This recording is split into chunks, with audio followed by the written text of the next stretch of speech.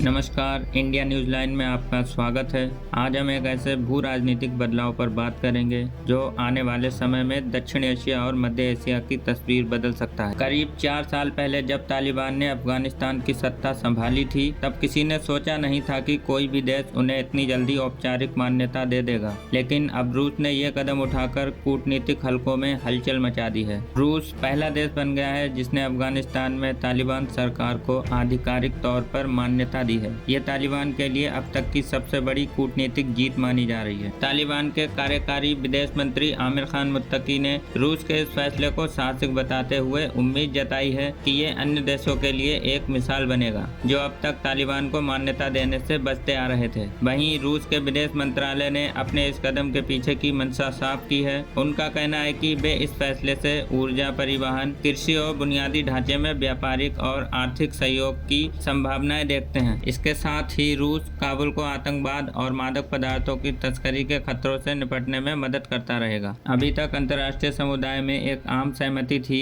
कि देश अपने हितों के लिए तालिबान से सीमित बातचीत तो कर सकते हैं, लेकिन उन्हें औपचारिक मान्यता देने की कोई आवश्यकता नहीं है। रूस ने सीधे तौर पर मान्यता देकर इस सोच को चुनौती दी है। वाशिंगटन स्थित थिंक टैंक वेल्सन सेंटर में दक्षिण एशिया मामले के विशेषज्ञ माइकल कुगलमन ने एक्स पर लिखा है कि रूस के बाद अगला नंबर चीन का हो सकता है। ये एक स्पष्ट संदेश है कि वैश्विक सहमति अब टूटने लगी है। चीन ने भी रूस के फैसले का स्वागत किया है और चीनी विदेश मंत्रालय की प्रवक्ताओं ने कहा है कि अफगानिस्तान चीन का पारंपरिक मित्र और पड़ोसी है और उसे अंतर्राष्ट्रीय समुदाय से अलग थलग नहीं किया जाना चाहिए। अब सवाल उठता है कि आखिर रूस ने तालिबान सरकार को मान्यता क्यों दी। अंतर्राष्ट्रीय संबंधों की विशेषज्ञ स्वस्ति राव बताती हैं कि यूक्रेन युद्ध के चलते रूस की अंतर्राष्ट्रीय स्थिति कमजोर हुई है और ऐसे में वो अपने आसपास के क्षेत्र में नए सहयोगी तलाश रहा है। रूस को चीन का भी समर्थन मिलेगा क्योंकि यूक्रेन युद्ध के बाद रूस चीन का एक तरह से जूनियर पार्टनर बन चुका है।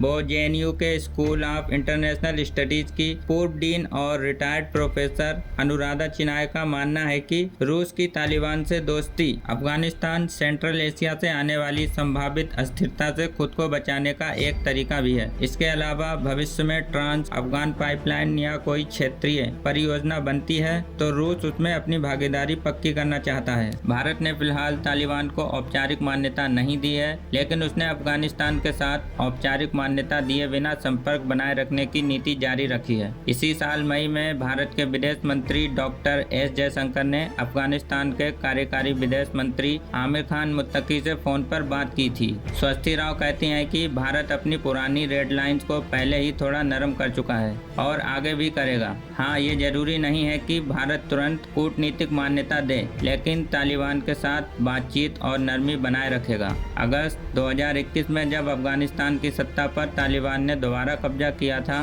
उस वक्त इसे भारत के लिए एक बड़ा कूटनीतिक और राजनीतिक झटका माना गया था। ऐसा लग रहा था कि भारत ने अफगानिस्तान में जो अरबों डॉलर का निवेश किया है उस पर पानी फिर जाएगा। भारत ने अफगानिस्तान में 500 से अधिक परियोजनाओं पर करीब 3 अरब डॉलर का निवेश किया है, जिसमें सड़कें, बिजली, बांध और अस्पताल तक शामिल हैं। क्या भारत भी आगे चलकर तालिबान को मान्यता देगा? इस पर स्वस्ति राव कहती हैं कि भारत का सबसे समझदारी वाला अगला कदम होगा काउंटर बैलेंसिंग, यानी भारत तालिबान के साथ संपर्क तो बढ़ाएगा ताकि वहां चीन और पाकिस्तान का पूरी तरह दबदबा न हो, लेकिन वो तुरंत औपचारिक मान्यता नहीं देगा। वहीं अनुराधा चिनाय का मानना है कि भारत को धीरे धीरे तालिबान से बात बढ़ानी होगी और अगर भारत को वहां इंफ्रास्ट्रक्चर या विकास में बड़ी भूमिका निभानी है तो एक न एक दिन मान्यता देनी ही पड़ेगी। ये सवाल है कि रूस ने इस कदम के बाद क्या चीन और अन्य देश भी तालिबान को मान्यता देने की होड़ में शामिल हो जाएंगे, और क्या भारत अपनी जुड़ाव बिना मान्यता की नीति पर पुनर्विचार करेगा ताकि अफगानिस्तान में उसके रणनीतिक और आर्थिक हित सुरक्षित रहें। इस पर आपकी क्या राय है? हमें कमेंट बॉक्स में जरूर बताएं।